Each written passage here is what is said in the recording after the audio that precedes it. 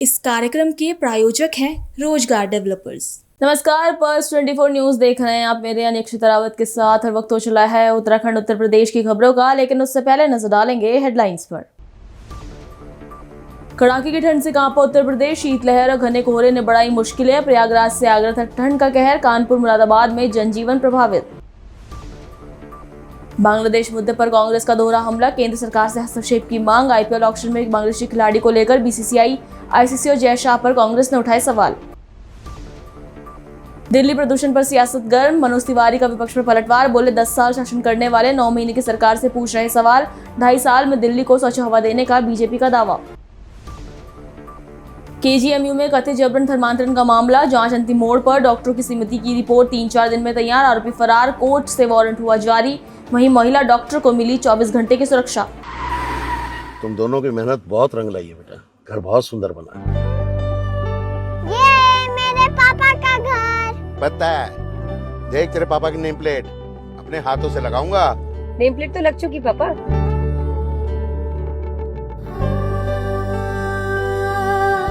असल मेहनत तो आपने की है पापा, मुझे इस काबिल बनाने के लिए।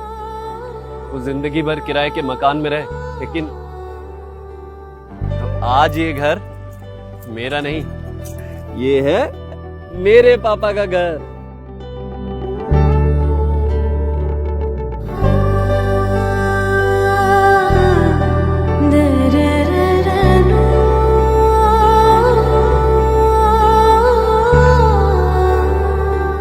उड़ान सपनों की, आंगन खुशियों का और साथ सकर्णी का।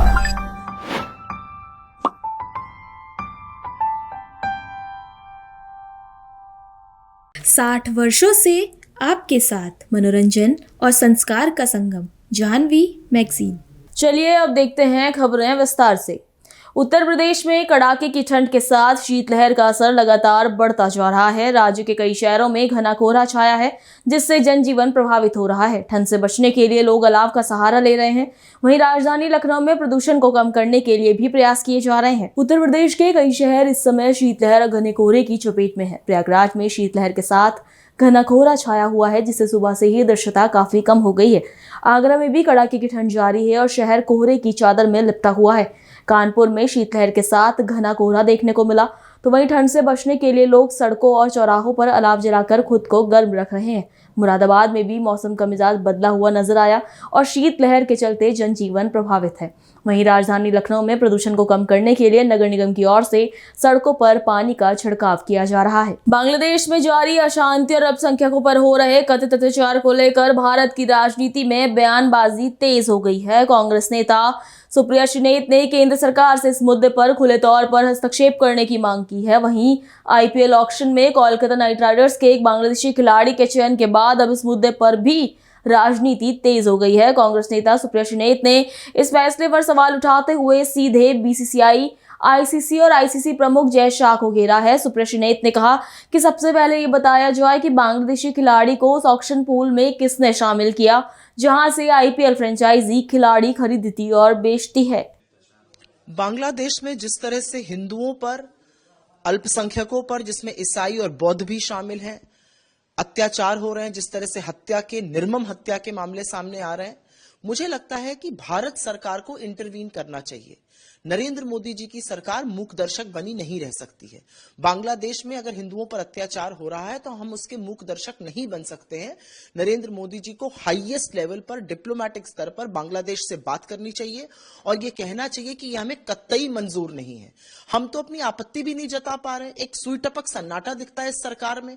हिंदुओं की निर्मम हत्या हो रही है, बौद्धों के साथ गलत हो रहा है, ईसाइयों के साथ वहां पर गलत हो रहा है और हम बिल्कुल चुपचाप बैठे हुए हैं। ये कैसे बर्दाश्त किया जा सकता है? मेरी अपनी सरकार से अपील है कि ये सरकार एक निर्णायक कदम उठाए, एक निर्णायक एक्शन ले और सीधी साफ तौर से सख्त बातचीत करे बांग्लादेश से। तो मैं तो सबसे पहले पलटकर यह पूछना चाहती हूं कि बांग्लादेशियों को उस पूल में किसने डाला? बीसीसीआई और आईसीसी से यह सवाल है। गृह मंत्री जी के बेटे जय शाह जी जवाब दें कि जहां से आईपीएल के खिलाड़ियों की खरीद फरोख्त होती है, उस पूल में उस जो एक झुंड होता है जिससे खरीदा जाता है, आईपीएल के खिलाड़ियों का ऑक्शन होता है, उस पूल में उनको किसने डाला? ये जवाब तो आप गृह मंत्री अमित शाह के बेटे जय शाह ही दे सकते हैं। आईसीसी के चीफ हैं, क्रिकेट के कर्ता धर्ता है दुनिया भर के। हमारे साथ बांग्लादेश ये कर रहा है, वहां पर खिलाड़ियों को किसने डाला? पहले तो इस बात का जवाब दिया जाए, किसने खरीदा, क्या खरीदा, उस पर भी चर्चा होगी। पहले सरकार के गृह मंत्री के बेटे जय शाह ये बताएं कि बांग्लादेशियों को आईपीएल के पूल में उन्होंने क्यों डाला। सवाल इस बात का है। मेरा तो यह मानना है कि लोगों को देशद्रोह का सर्टिफिकेट इशू करने से पहले भाजपा और भाजपा के जो समर्थक हैं वो इस बात को बताएं कि गृह मंत्री के बेटे अमित शाह जी के बेटे जय शाह जी ने क्रिकेटर्स को उस पूल में क्यों लिया जहां से उनकी नीलामी हो सकती थी, जहां से वो खरीदे जा सकते थे। उनको प्रतिबंधित करना चाहिए था। पाकिस्तानियों को हम नहीं लेते, बांग्लादेशियों को आपने क्यों लिया? इसका जवाब तो जय शाह देंगे, हम कैसे इसका जवाब दे सकते हैं? दिल्ली में बढ़ते प्रदूषण को लेकर सियासत तेज हो गई है। आम आदमी पार्टी के नेता हरपाल सिंह चीमा के बयान पर अब बीजेपी सांसद मनोज तिवारी ने पलटवार किया है। उन्होंने कहा कि दिल्ली में बीजेपी सरकार को केवल 9 महीने हुए हैं, जबकि 10 साल तक शासन करने वाले आज सवाल खड़े कर रहे हैं। मनोज तिवारी ने कहा कि दिल्ली में बीजेपी सरकार को अभी महज 9 महीने हुए हैं, लेकिन 10-10 साल तक सत्ता में रहने वाले इस तरीके से सवाल उठा रहे हैं, जो कि साफ राजनीति है। देखिए, दिल्ली में तो अभी हम लोगों को सरकार बनाए हुए मुश्किल से 9 महीना हुए, और जो लोग 10-10 साल से दिल्ली में राज किए वो 9 महीने वाले लोगों से सवाल पूछते हैं, तो पहला तो यहीं पे आप दिख जाते हैं, आपको सबको समझ में आ जाता है कि ये सिर्फ और सिर्फ राजनीति कर रहे हैं। लेकिन हम उसके बाद भी इस चैलेंज को ले रहे हैं। इस बार दिल्ली की पॉल्यूशन वो जानलेवा स्तर पे नहीं था जो इसके पहले था। हालांकि हमने बहुत जो प्रयास किए उस बहुत थोड़ा है अभी, मगर आपको विश्वास दिलाता हूं मैं पहले हम लोग जब मैनिफेस्टो बना रहे थे तब भी हम लिखे हुए कि हमें दिल्ली को 2.5 साल में पोल्यूशन का लेवल इतना कम करके देना है कि दिल्ली के लोगों को एक बेहतर जीवन मिलेगा, बच्चों को अच्छी सांस मिलेगी।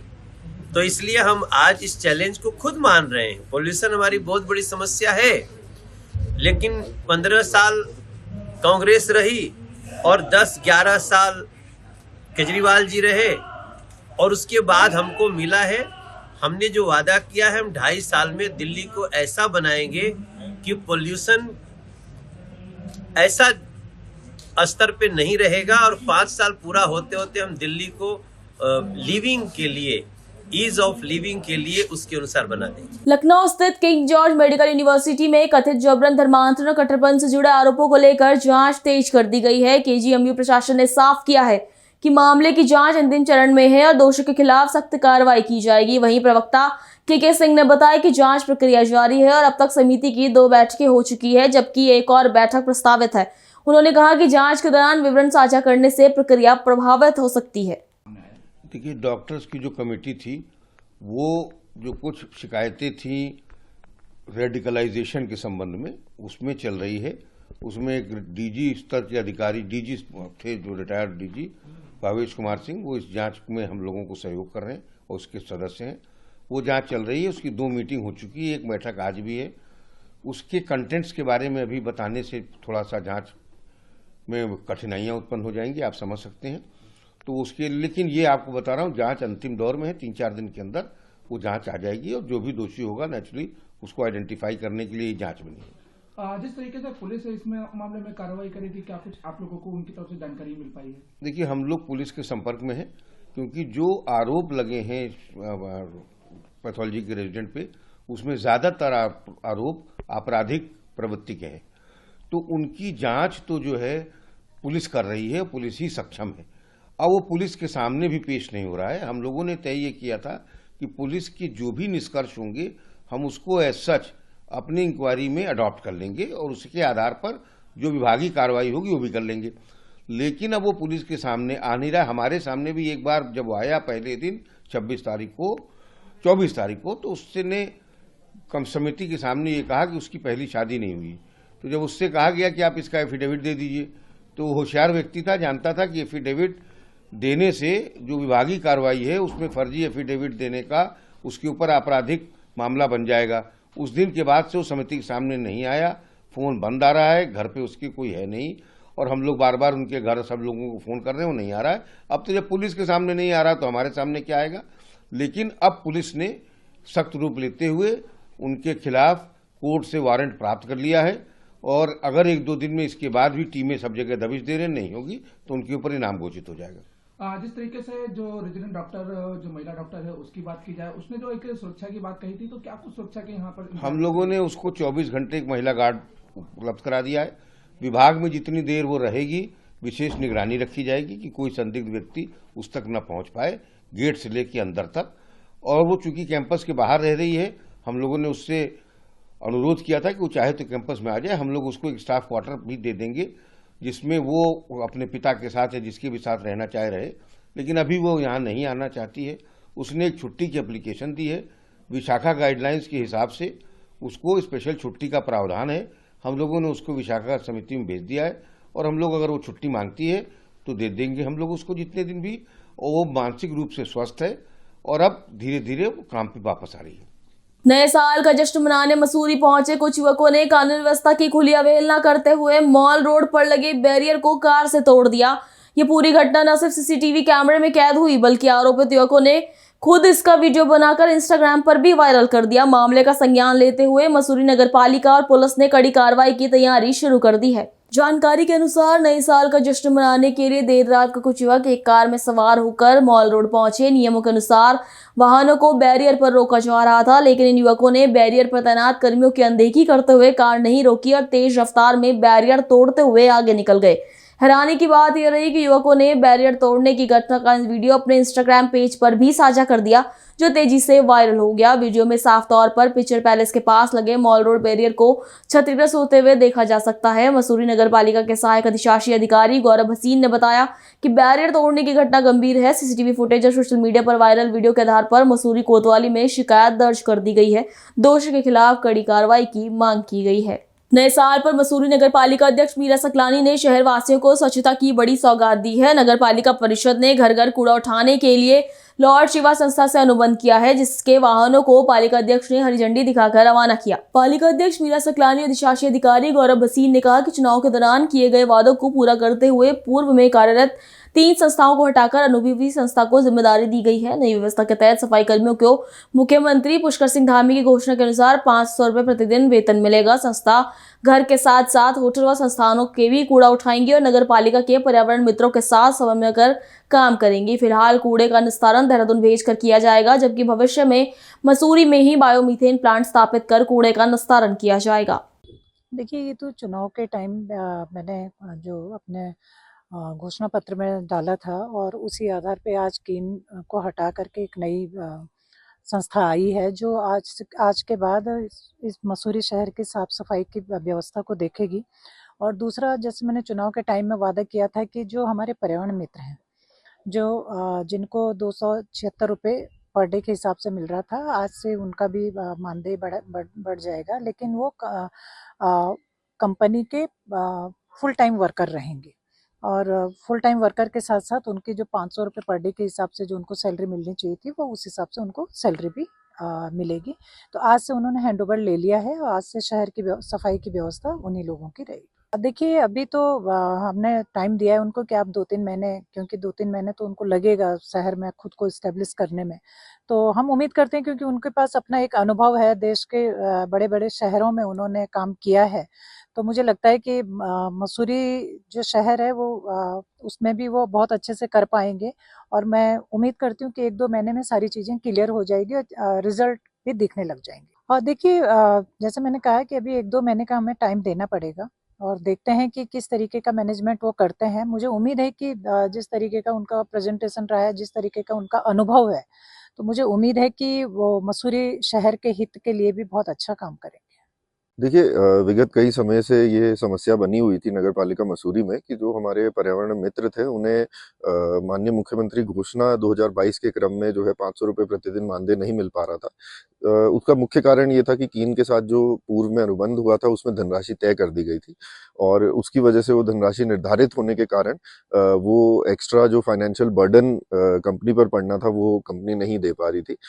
इसीलिए नगर पालिका द्वारा जो पुनः निविदा आमंत्रित की गई, जिसमें देश भर की संस्थाओं द्वारा प्रतिभाग किया गया और अंतिम चरण में जिस संस्था का चयन किया गया है, इसी संस्था द्वारा कुंभ जो मेला हुआ था विगत इलाहाबाद में, उसकी भी व्यवस्थाओं को देखा गया था। तो कंपनी के पास अच्छा एक्सपीरियंस है और हम यही उम्मीद करते हैं कि मसूरी शहर जो वैसे भी अपनी साफ सफाई के लिए जाना जाता है, उसको एक नया साफ सफाई में एक नया आयाम देने में ये कंपनी सहायक रहेगी। इसी के साथ साथ इस कंपनी के ऊपर भी प्रॉपर चेक्स एंड बैलेंसेस लगाए गए हैं जो निविदा की शर्त का पार्ट है। विभिन्न कार्यों में कमी रहने पर 5,000, 10,000, 50,000 तक का जुर्माना संस्थान पे किया जा सकता है और इसी के साथ साथ जो यूजर चार्ज वसूलने का कार्य है वो भी कंपनी द्वारा ही किया जाएगा। और हमारा प्रयास यही है कि आने वाले समय में जो स्वच्छ सर्वेक्षण 2026 होता है उसमें मसूरी की जो एक पूरे देश में पहचान है उसको बनाया रखा जा सके और उच्चतम पायदान पर हम मसूरी को ला सकें। कूड़े का सेग्रीगेशन भी एक चैलेंज होगा, बायोमीथेन प्लांट भी एक चैलेंज है, उसको किस तरीके से देख रहे हैं? देखिए, पिछली बार में जो अभी पिछले सप्ताह ही माननीय जो हमारे केंद्रीय मंत्री हैं उनके द्वारा स्वच्छ सर्वेक्षण 2026 की गाइडलाइंस रिलीज की गई है और उसके क्रम में ये देखा गया कि नगर पालिका को जो सबसे कम अंक प्राप्त हुए थे वो सेग्रीगेशन में ही सबसे कम अंक मिले थे। यद्यपि यहाँ पे सेग्रीगेशन अन्य शहरों के मुकाबले फिर भी बेटर है क्योंकि टूरिस्ट और जो हमारे होटल्स हैं उनका अच्छा सहयोग यहाँ पे मिलता है, लेकिन उसी को बढ़ाए जाने के लिए जो आईसी एक्टिविटीज हैं प्रथम चरण में लोगों से अनुरोध किया जाएगा, उन्हें एजुकेट किया जाएगा, अवेयर किया जाएगा और अंतिम चरण में यदि कुछ लोग नहीं उसके बाद भी सहयोग करते हैं तो फिर चालानी कार्रवाई भी जरूर ऐसे कुछ लोगों पर की जानी आवश्यक होगी। सेग्रीगेशन को हमें बढ़ाना है ताकि हमारे अंक जो है इस बार उनमें बढ़ोतरी हो सके, स्थान में बढ़ोतरी हो सके। जहां तक बायोमिथेनेशन प्लांट का प्रश्न है, इसी संस्थान को जो कंपनी आई है उन्होंने एक नई डीपीआर दी है उस प्लांट में कुछ चेंजेस करके उसको पुनः संचालन करने के लिए। उस डीपीआर का अध्ययन अभी किया जा रहा है और शीघ्र ही हमारा प्रयास है कि उस बायोमिथेनेशन प्लांट, क्योंकि पूरे उत्तराखंड में इकलौता मसूरी में वर्तमान में स्थापित है, उसको सुचारू रूप से आने वाले समय में चलाए जाने के लिए जो भी नियमानुसार आवश्यक कदम होंगे वो उठाए जाए। सोमेश्वर विधानसभा क्षेत्र में दिए गए एक बयान को लेकर उठे विवाद पर गिरधारी लाल साहू ने अपनी प्रतिक्रिया दी है। उन्होंने साफ कहा कि देश की समस्त बहन बेटियां उनकी अपनी बहन बेटियों के समान है। साथ ही उन्होंने कांग्रेस पर बयान को तोड़ मरोड़ कर पेश करने का भी आरोप लगाया है। वहीं उन्होंने नववर्ष पर देशवासियों को शुभकामनाएं दी और स्पष्ट किया कि विधानसभा के दौलघाट क्षेत्र में आयोजित एक कार्यक्रम के दौरान उनके संबोधन को गलत तरीके से प्रस्तुत किया गया। देशवासियों को मेरी तरफ से नव वर्ष की हार्दिक शुभकामनाएं। मुझे ज्ञात हुआ है कि दौलागढ़ क्षेत्र में एक कार्यक्रम रखा गया। उस कार्यक्रम में मैं माननीय मंडल अध्यक्ष जी द्वारा पहुंचा। उस कार्यक्रम में माताएं, बहनों और बुजुर्गों का स्वागत समारोह था। उसी दौरान मैं अपने संबोधन में मैंने एक अपने मित्र की शादी की विषय में चर्चा भी मैंने की। उसी चर्चा को विरोधी और वह कांग्रेस पार्टी के लोगों ने मेरे संबोधन को तोड़ मरोड़ कर मीडिया में प्रस्तुत किया है, जो गलत है, निराधार है।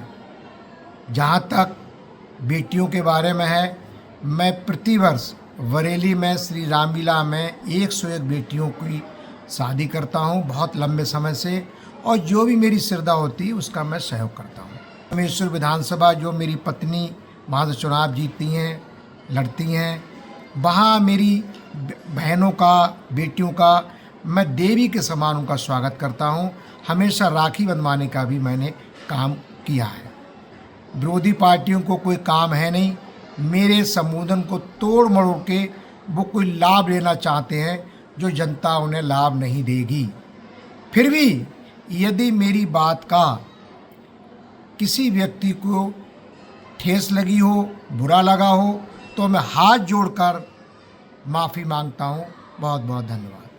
अभी के लिए इतना ही। खबरों के लिए बने रहिए Pulse 24 न्यूज के साथ। नमस्कार। इस कार्यक्रम के प्रायोजक थे रोजगार डेवलपर्स। तुम दोनों की मेहनत बहुत रंग लाई है बेटा, घर बहुत सुंदर बना है। ये मेरे पापा का घर। पता है, देख तेरे पापा की नेम प्लेट अपने हाथों से लगाऊंगा नेम प्लेट तो लग चुकी पापा।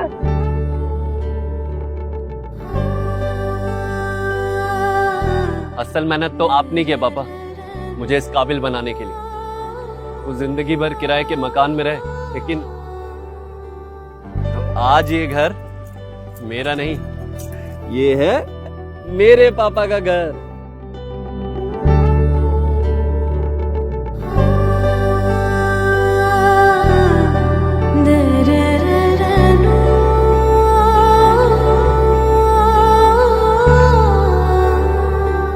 उड़ान सपनों की, आंगन खुशियों का और साथ सकर्णी का।